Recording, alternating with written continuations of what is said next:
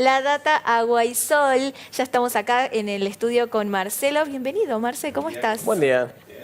Bien. Un efecto cascada, o no se puede decir cascada. Se puede tuitear. Bueno, el efecto cascada, mayo.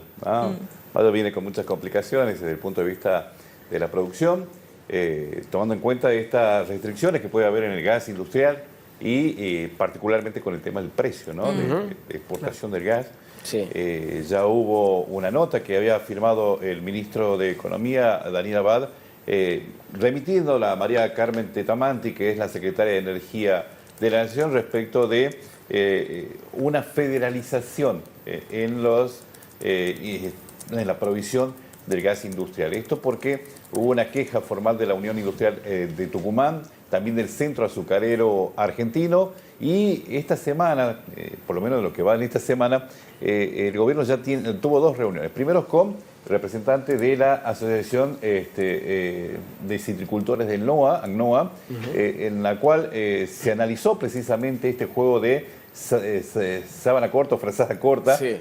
Tomando en cuenta que el invierno va a ser bastante duro, parece, para el sector industrial, donde este mes es de mayor productividad, en el sentido de que arrancan prácticamente todos los ingenios, solamente uno va a iniciar en junio la zafra. El sector citrícola está a pleno, el sector textil necesita, y alguien tiene que pagar este juego. Claro. Probablemente una de las alternativas que se barajó fue las termoeléctricas, que son grandes consumidoras de gas.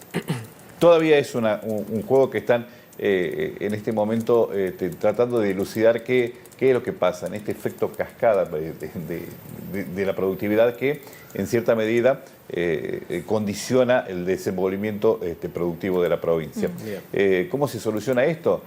Ya hubo contactos informales entre Nación y provincia para ver de qué manera facilitan un gas que sea pagable, entre comillas, claro, porque todo lo que viene de afuera es muy caro.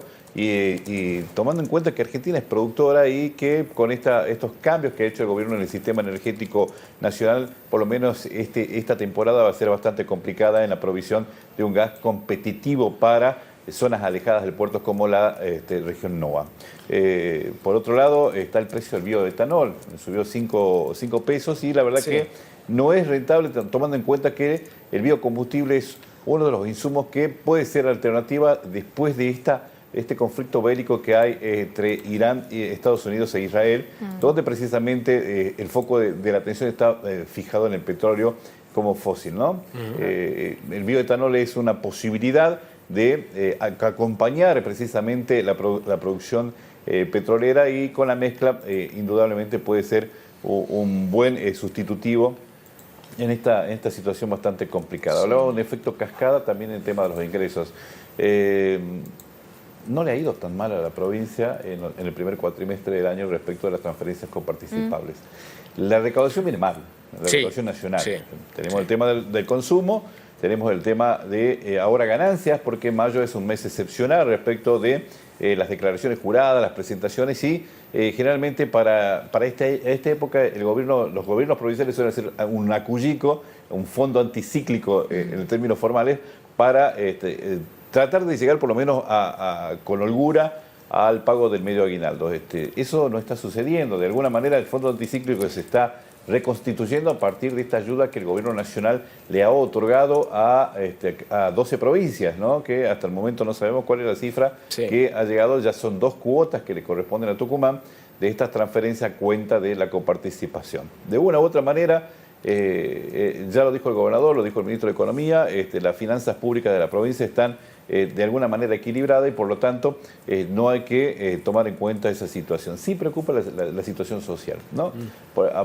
Tomando en cuenta de que los últimos sondeos que no favorecen precisamente al gobierno nacional respecto del desenvolvimiento económico. Un gran problema que se está dando en el humor social, y eso indudablemente va a tener algún tipo de golpe de efecto en Tucumán. Justamente lo que decía recién de los envíos de fondos para la provincia, que vienen bastante bajos, ¿no? O por lo menos fueron cayendo con este paso del tiempo. Sé que hay previsto un viaje del gobernador a Buenos Aires en la jornada de mañana. ¿Eso está atado una cosa con la otra o son Probablemente tenga que ver precisamente con las transferencias y con la continuidad de las obras. De pronto hay todavía negociaciones respecto de cómo se financian las obras, qué ha sucedido con las obras que pagó a cuenta la provincia y que la Nación debía restituir. Todavía eso no está definido, pero bueno, son reuniones más políticas que técnicas, porque tenemos en cuenta el viaje también del presidente de la Nación, ¿no? A Estados Unidos, y un poco él que define toda esta situación. Decíamos que la coparticipación no venía mal porque Tucumán ha sido la provincia con menor incidencia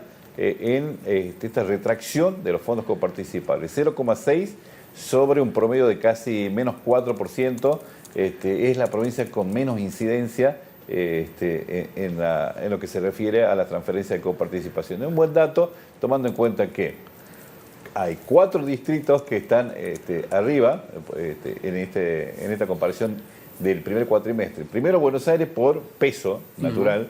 Buenos Aires tiene prácticamente el 45% de la coparticipación y por lo tanto su peso es muy relativo en cuanto a este tipo de caídas. Segundo, Tucumán. Tercero, Catamarca. Cuarto, Salta. Dialoguista. Bien. ¿Ok? Perfecto. ¿Qué más tenemos, Marcé? Dejemos para más tarde. Bueno, listo. Hay ruido en la casa de gobierno, sigue habiendo ruido. No hay ruido. Hay movimiento, parece. Tampoco. ¿Tampoco? Han desolado la casa de gobierno. Bueno. Ampliaremos. Ampliaremos.